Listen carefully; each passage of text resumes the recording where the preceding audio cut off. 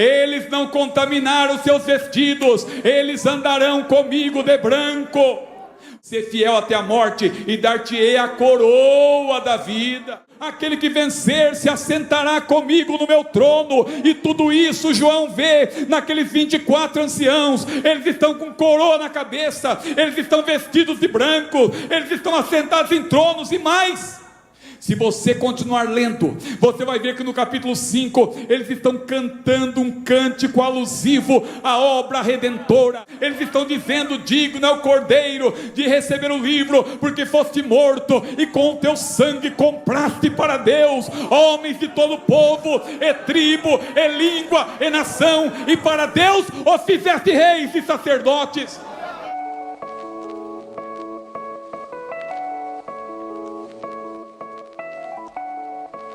Os irmãos sabem que Apocalipse é o livro da consumação.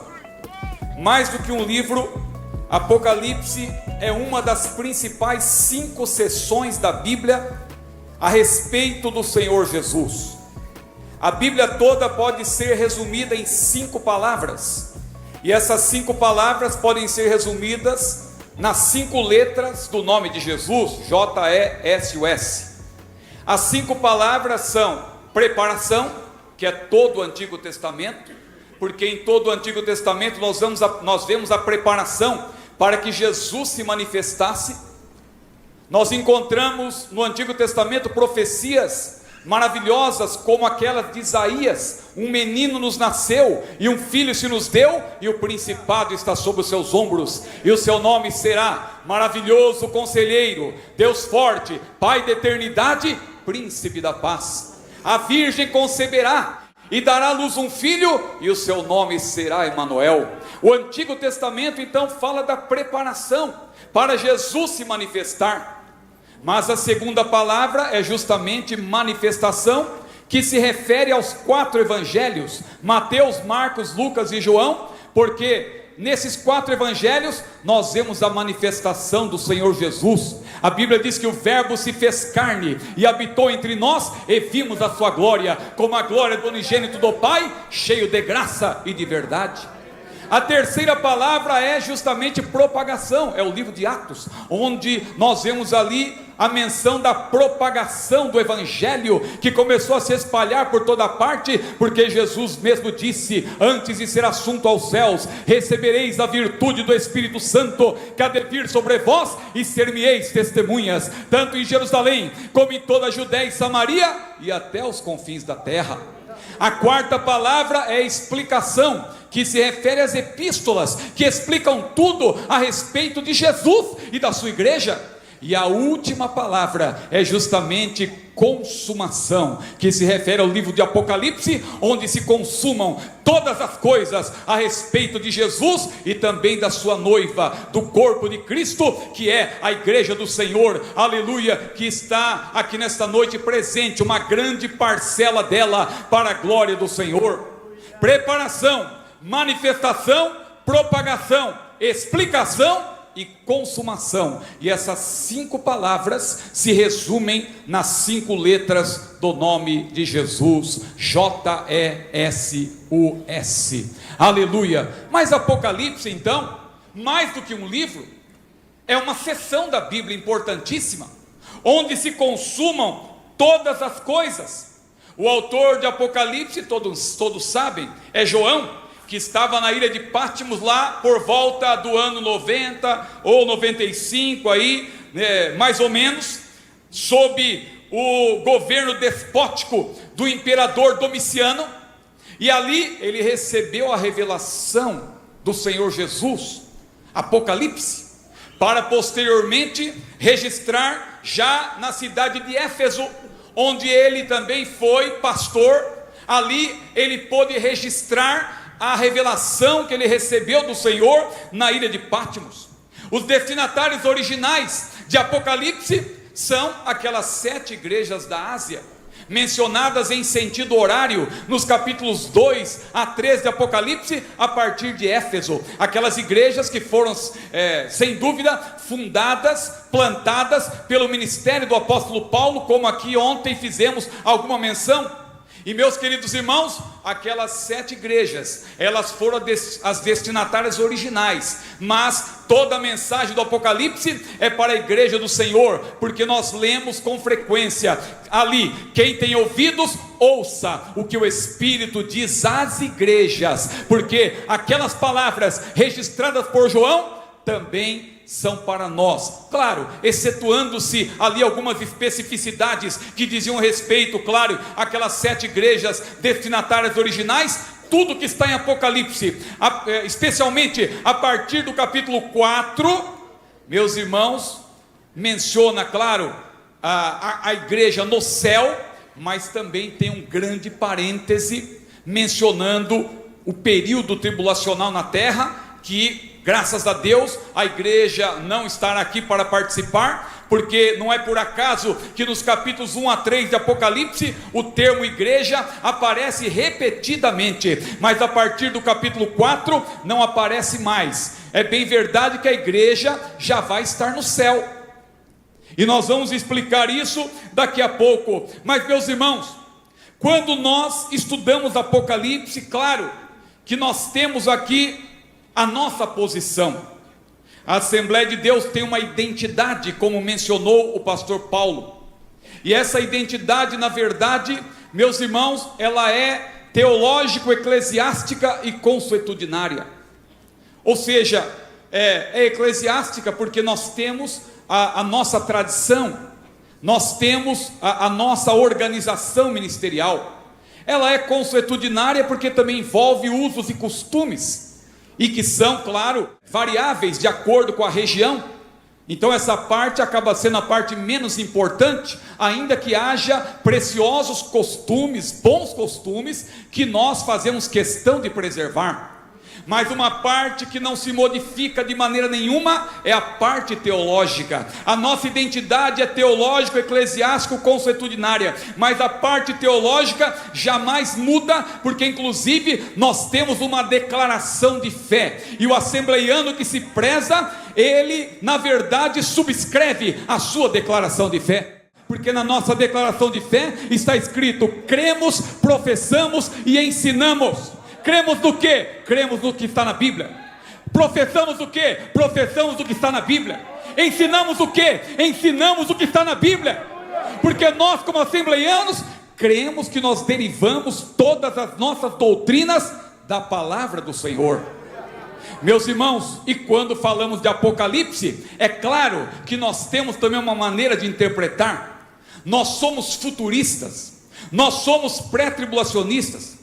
Claro que nós somos também pré-milenistas, e somos também dispensacionalistas. Nós subscrevemos os pressupostos do dispensacionalismo normativo. E quando nós, irmãos, começamos a estudar Apocalipse com esses pressupostos, e não é errado ter pressupostos, é errado se o pressuposto ele for contrário, claro, à evidência. Se eu me aproximo da Bíblia com um pressuposto, por exemplo, Deus não existe, ou, por exemplo, a Bíblia não é a palavra de Deus, como infelizmente a gente ouviu aí alguém, infelizmente, aí falando que a Bíblia não é a palavra de Deus. Que Deus nos guarde disso. Mas nós não podemos abrir mão desse pressuposto. Se você se aproxima da Bíblia com um pressuposto que é, na verdade, alinhado, está alinhado com a palavra de Deus, maravilha. O problema é se você se aproximar da Bíblia com um pressuposto que contraria a evidência da palavra de Deus. Então nós, como assembleianos, nós temos um pressuposto para examinar o livro de Apocalipse. Qual é? Nós somos futuristas. Mas só para citar, existem 4 maneiras de interpretar o livro de Apocalipse. Existe, por exemplo, a escola preterista, que coloca o futuro no passado. Ou seja, lê Apocalipse como tudo que está em Apocalipse, na verdade já se cumpriu. Aí, irmãos, é uma confusão, porque tem que colocar a segunda vinda vir a primeira vinda. O diabo, a Bíblia diz que ele vai ser preso, eles dizem que já foi preso, só que o diabo vai ser solto. Aí eles tentam dar uma explicação, e quando vão interpretar as 2 ressurreições, lá em Apocalipse 20, eles são obrigados a dizer que uma é espiritual, a outra é literal, e é uma confusão. Meus irmãos, são os preteristas, eles põem o futuro no passado. Existe também a escola historicista, aquela que diz que o livro é profético, mas as profecias se cumprem, claro, ao longo da história. Então não virá o anticristo, mas vários anticristos têm vindo ao longo da história e tal. Por exemplo, Hitler foi um anticristo, e eles vão aí especulando ao longo da história e tentando aplicar o Apocalipse ao longo da história. É a escola historicista. Você tem também a escola idealista, que não vê o livro de Apocalipse como um livro profético, mas um livro que apresenta apenas ideias sobre a luta entre o bem e o mal. Mas graças a Deus que chegou a hora de falar da escola que Jesus aprova, com todo respeito aos irmãos de outra tradição. Qual é a escola que Jesus aprova e que ele nos apresenta no livro de Apocalipse? É a escola futurista. Mas como eu sei, irmão Ciro, que essa escola é a escola que Jesus se agrada dela, e é ele que apresenta? Porque essa é a escola que põe o futuro no futuro, é lógico, e põe o passado no passado.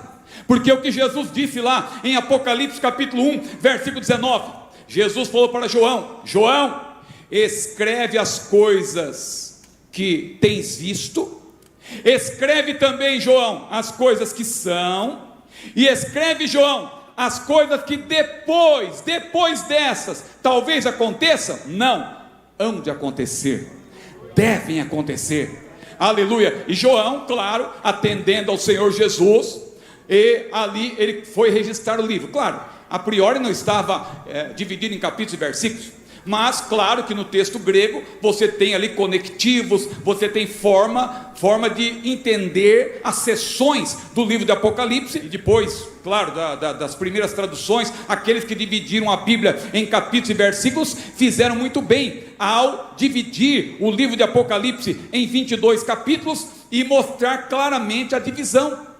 E qual é a divisão? Conforme o que Jesus disse em Apocalipse capítulo 1, versículo 19. O capítulo 1 fala das coisas que João já tinha visto, porque Jesus falou: escreve as coisas que tens visto. O que João tinha visto àquela altura? Ele tinha visto Jesus em glória.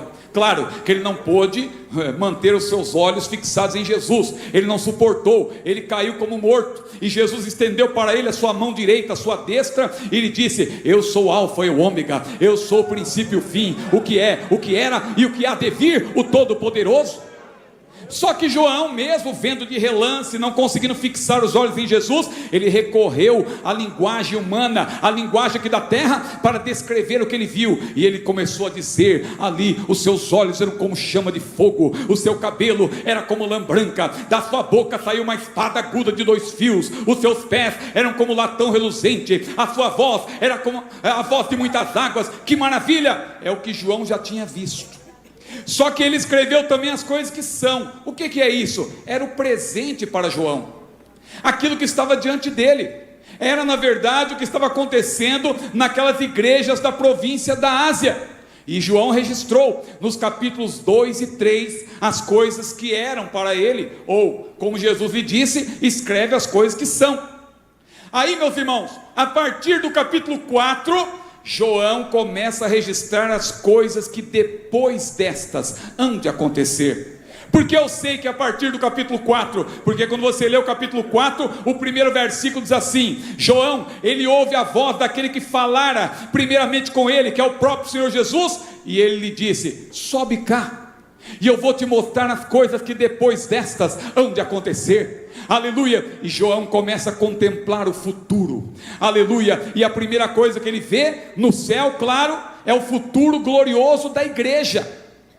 Porque quando João é convocado para ver como será o céu no futuro, você vai ver que se abre um parêntese a partir do capítulo 6 para descrever o período de 7 anos, o período tribulacional na terra. Só que nos capítulos 4 e 5, embora a palavra igreja esteja ausente, João já vê a igreja no céu como assim, irmão Ciro? Eu pensei que a igreja só aparecia no capítulo 19, porque ali se mencionam as bodas do Cordeiro, e isso é até um problema para vocês assembleanos, que dizem que Jesus vem antes da grande tribulação, mas a igreja só aparece ali nas bodas, lá no capítulo 19, como que vocês explicam isso? Na verdade, não é isso que a Bíblia diz. Se você ler Apocalipse com atenção, você vai ver que João já viu a igreja logo no capítulo 4, mas como, irmão Ciro? Ele viu aqueles 24 anciãos. Alguém pensa que aqueles 24 anciãos são anjos? Não, meu irmão, porque eles são chamados ali de presbíteros. O termo no grego é presbíteros, é o termo no grego. Em nenhum lugar do Novo Testamento você vai ver os anjos sendo chamados de presbíteros. O termo presbíteros ou anciãos no Novo Testamento é um termo ligado à igreja. Em segundo lugar, diz a Bíblia que eles têm coroas nas suas cabeças. Segundo, eles estão vestidos de vestes brancas. Também eles estão assentados em tronos. Ora, irmãos, tudo isso Jesus tinha prometido para aqueles que vencerem. Se você ler com atenção Apocalipse capítulos 2 e 3, você vai ver Jesus dizendo: ser fiel até a morte e dar-te-ei a coroa da vida. Você vai ver Jesus dizendo: eles não contaminaram os seus vestidos, eles andarão comigo de branco. Você vai ver também Jesus dizendo: aquele que vencer se assentará comigo no meu trono. E tudo isso João vê naqueles 24 anciãos. Eles estão com coroa na cabeça, eles estão vestidos de branco, eles estão assentados em tronos. E mais, se você continuar lendo, você vai ver que no capítulo 5, eles estão cantando um cântico alusivo à obra redentora, à obra expiatória, eles estão dizendo: digno é o Cordeiro de receber o livro, porque foste morto, e com o teu sangue compraste para Deus homens de todo povo, e tribo, e língua, e nação, e para Deus os fizeste reis e sacerdotes. Mas, irmão Ciro, por que 24? Se você continuar lendo o livro de Apocalipse, você vai chegar no capítulo 21. E lá no capítulo 21 você vai ver a cidade santa, a Nova Jerusalém. E a Nova Jerusalém, ela tem 12 fundamentos e ela tem 12 portas. Aleluia! Aquilo é uma referência às 12 tribos de Israel, e é uma referência aos 12 apóstolos do Cordeiro. 12 mais 12, 24. Mas por que isso? Porque isso fala da totalidade da igreja. Porque a igreja, irmãos, ela não é formada apenas pelos crentes do Novo Testamento. Não, irmãos, a igreja, ela é formada pelos santos de todas as épocas. Porque quando Jesus morreu, você sabia que Jesus morreu também por aqueles irmãos que viveram nos tempos do Antigo Testamento? Alguém às vezes pensa que aqueles irmãos foram salvos pelas obras. No tempo do Antigo Testamento as pessoas foram salvas pelas obras, porque Jesus ainda não tinha vindo. Nada disso.